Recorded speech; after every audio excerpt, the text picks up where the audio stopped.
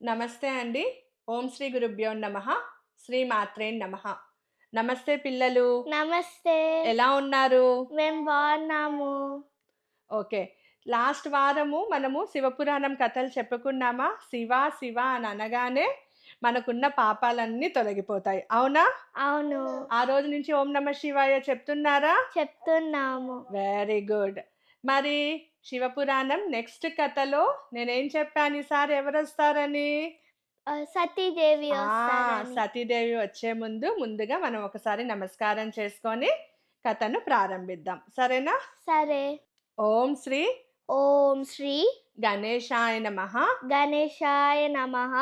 ఓం శ్రీ ఓం శ్రీ సాంబశివాయ నమః. సాంబశివాయ నమః. ఓం శ్రీ ఓం శ్రీ శివాయ శివాయ నమస్తుభ్యం. నమస్తుభ్యం. ఓకే. Very good. చాలా మంచి పిల్లలు. మరిప్పుడు శివుడు ఉన్నాడు కదా! శివుడు సృష్టి చెయ్యాలంటే తనకి పెళ్లి కావాలి. చాలా కష్టాలు, సతీదేవి చాలా జపతపాలు చేసిన తరువాత ఇంట్లో వాళ్ళ అంగీకారంతో సతీదేవి శివుణ్ణి వివాహం ఆడుతుంది. వివాహం అంటే పెళ్లి చేసుకుంటుంది. నిధి, వివాహం అంటే పెళ్లి చేసుకుంటుంది. పెళ్లి చేసుకున్న తర్వాత భార్యాభర్త ఎలా ఉంటారు? వైఫ్ అండ్ హస్బెండ్ ఎలా ఉంటారు? మీరు చెప్పండి మీ అమ్మా, నాన్న ఎలా ఉంటారో? మంచిగా ఉంటారు. నవ్వుతూ ఉంటారు. ఒకరికొకరు అర్థం చేసుకుంటూ ఉంటారు. ఆ, గొడవలొచ్చినా ఒకరి గొడవకి ఇంకొకరు సర్ది చెప్పుకుంటారు. అవునా? అవును. ఇదేనా మీరు కూడా చేసేది? కరెక్ట్. అలానే శివాజీజీ, సతీదేవి కూడా 10,000 ఇయర్స్ బిలీవ్ చేస్తారా? 10,000 ఇయర్స్ గొడవలు లేకుండా సంతోషంగా ఉన్నారు. శివుడు చెప్పే ప్రతి మాట సతీ వింటాది. సతీ చెప్పే ప్రతి మాట శివుడు వింటారు.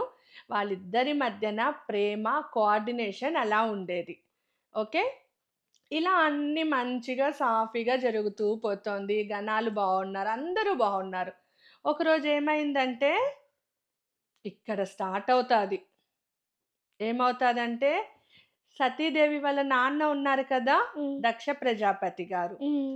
ఆయన ఒక సభ ఏర్పాటు చేశారు. సభ సభ అంటే అంటే ఏంటి? ఏంటి? ఇప్పుడు మీరు మీటింగ్ అంటారు కదా! హ్మ్. అలాంటి మీటింగు అందరిని పిలిచి ఒక మీటింగ్‌ని స్టార్ట్ చేస్తారనమాట. హ్మ్. అందులో శివుడు, బ్రహ్మ, విష్ణు ఇంకా అన్ని దేవతల గణాలు, దేవతలు, దేవుళ్ళు అందరూ వస్తారు. హ్మ్. దేవలోకం మొత్తం వస్తుంది. హ్మ్.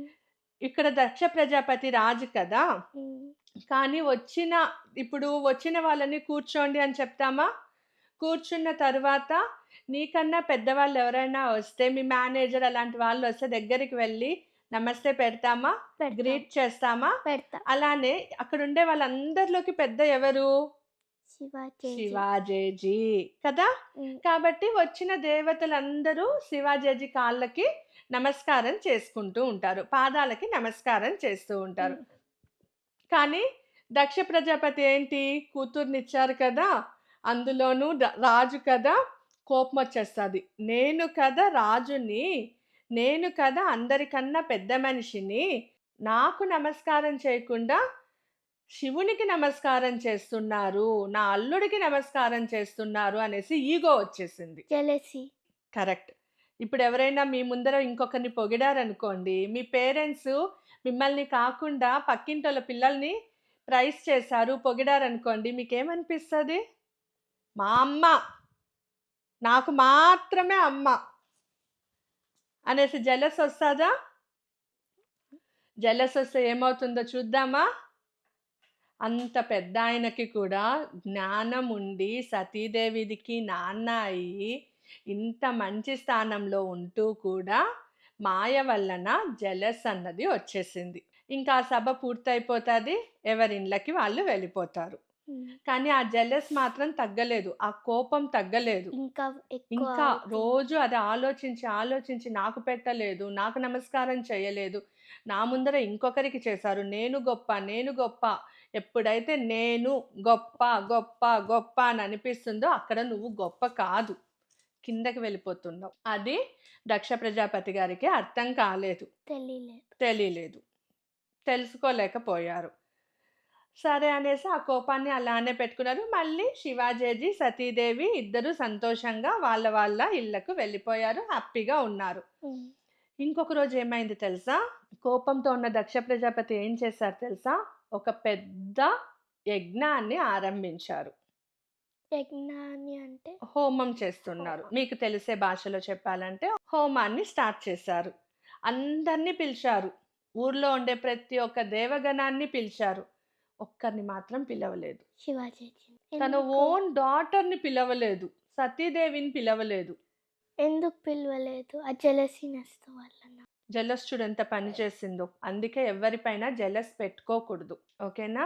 ఏదన్నా కోపం వచ్చినా కూడా శివార్పణం, శివయ్య నువ్వే చూసుకో అన్నావనుకో, ఆ కోపాన్ని తీసి బయట పడేస్తారు. ఓకే. అప్పుడు దక్ష ప్రజాపతికి తెలియలేదు. అందరూ వెళ్తూ ఉంటే శివాజీ వాళ్ళ ఇంటి పక్క నుంచి కూడా వెళ్ళడం స్టార్ట్ చేశారు. ఏంటబ్బా! ఇంతమంది వెళ్తున్నారు ఇవాళ, ఎక్కడికి వెళ్తున్నారు అనేసి సతీదేవి అట్లా గార్డెన్‌లో కూర్చొని చూస్తూ ఉంటే వెళ్ళే వాళ్ళని పిలిచి అడిగింది. ఎక్కడికెళ్తున్నారు మీరు? ఏం జరుగుతోంది అంటే, అరే సతీ నీకు తెలియదా? మీ నాన్న అయిన దక్ష ప్రజాపతి ఒక యజ్ఞాన్ని ప్రారంభిస్తున్నారు. ప్రతి ఒక్కరిని పిలిచారు. మేమందరం వెళ్తున్నాము. మరి నువ్వు రావట్లేదా? అని అడిగింది. సతీదేవిని, శివాజీని పిలవలేదనేసి ఊర్లో వాళ్ళకెలా తెలుస్తుంది? తెలియదు కదా! తెలియదు. శివగణాలను ఎవ్వరిని పిలవలేదు. గణాలంటే ఏంటి? ఋషులు? ఆర్మీ. శివాజీ ఆర్మీ. వాళ్ళనెవ్వరిని పిలవలేదు. శివాజీకి ఎవరైతే సపోర్ట్ చేస్తారో వాళ్ళెవ్వరిని పిలవలేదు దక్ష ప్రజాపతి.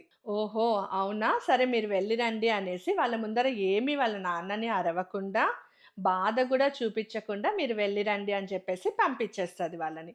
కానీ తినలో బాధ ఉంది కదా! నన్ను మా నాన్న ఎందుకు పిలవలేదు? ఇంత పెద్ద యజ్ఞం చేస్తున్నారు. నేను కదా కూతురుగా ఫస్ట్ ఉండాలి. నన్నెందుకు పిలవలేదు అనేసి బాధొచ్చి ఇంక ఎవరున్నారు చెప్పుకోవడానికి? శివాజీ దగ్గరికి వెళ్ళింది. స్వామి ఏమైంది సతీ అని అడిగారు. ఈ విధంగా దక్ష ప్రజాపతి గారు మా నాన్నగారు ఏదో యజ్ఞాన్ని ప్రారంభించారంట. అందరిని ఆహ్వానించినారు. మనల్ని ఎందుకు పిలవలేదు అంటే నాకేం చెప్పలేదు అని అంటారు. అవునా? సరే నేను వెళ్ళి మా నాన్నగారిని అడిగి వస్తాను. ఎందుకు మమ్మల్ని మాత్రం పిలవలేదు? నీ కూతుర్ని, అల్లుడిని అని అడిగేసొస్తాను అని చెప్పేసి బయలుదేరతాను అంటుంది. అప్పుడు శివాజీ ఏమంటారంటే, "నువ్వొక్కదానివే వెళ్ళకు. నువ్వు కూతురివి. నాన్న ఏమన్నా అంటే నువ్వు సెంటిమెంటల్‌గా అయిపోతావు. బాధపడిపోతావు. నీకు మాటలు కూడా రావు" అనేసి మన గణాలను, శివగణాలను కొందరిని తీసుకొని వెళ్ళు. వాళ్ళు నీకు సపోర్ట్ చేస్తారు అని చెప్తారు. అలాగే శివుడు చెప్పినట్లు సతీదేవి కూడా శివగణాలను తీసుకొని దక్ష ప్రజాపతి యజ్ఞం ఎక్కడ చేస్తున్నారో అక్కడికి వెళ్తారనమాట. లోపలికి వెళ్ళే ముందు శివగణాలకి చెప్తారు.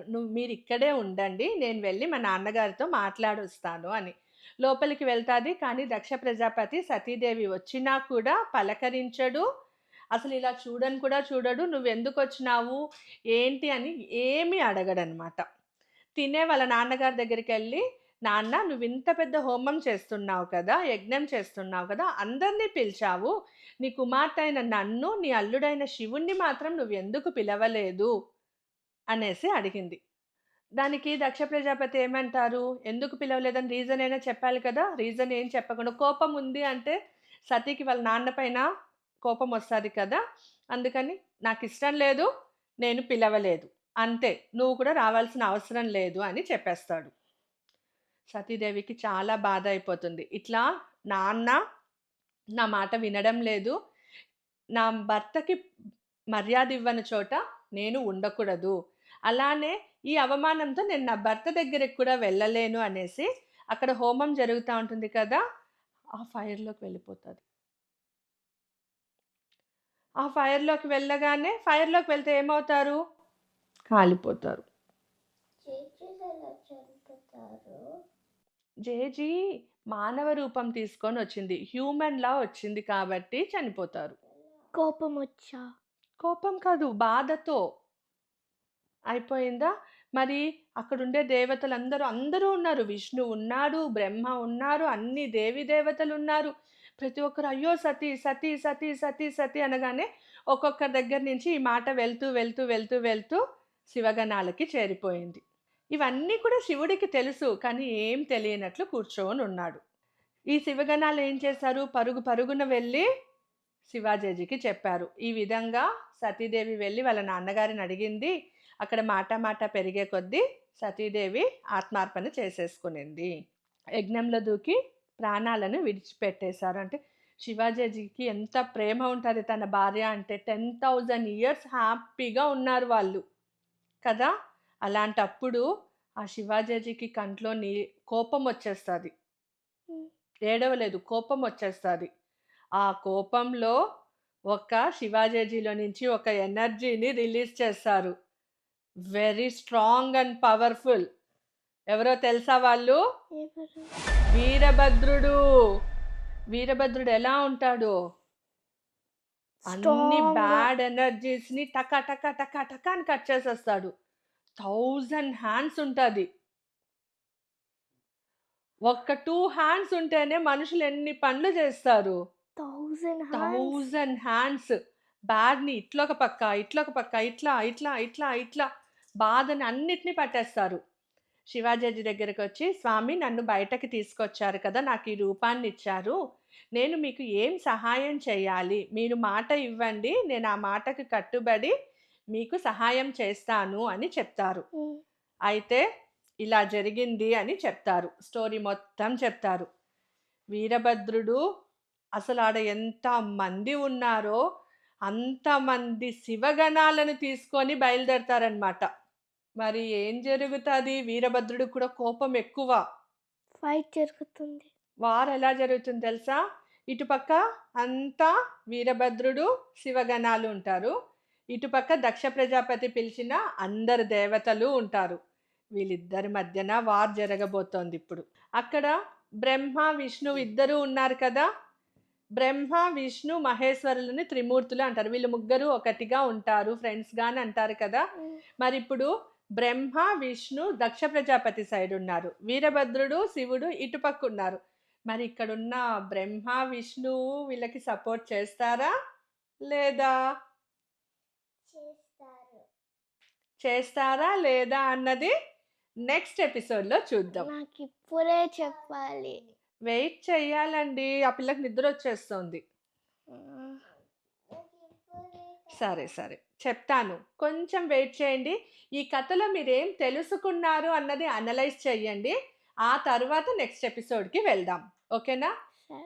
ఈ కథలో మీరేం తెలుసుకున్నారు? భార్యాభర్తలుగా ఉన్న ప్రతి ఒక్కరికి ఈ మాట, భర్తని తక్కువ చేసినారు అనేసి తన తల్లి తండ్రి దగ్గరికే వెళ్ళి భార్య మాట్లాడింది. అలా ఎంతమంది ఉన్నారో కింద కమెంట్ చేయండి. మర్చిపోకుండా కింద లైక్ చేసి ఈ వీడియోని షేర్ చేసి అలానే ఛానల్ని సబ్స్క్రైబ్ చేసుకోండి. సర్వే జన సుఖినో భవంతు. ఓం శ్రీ గురుభ్యో నమః. ఓం శ్రీ మాత్రే నమః. స్వస్తి.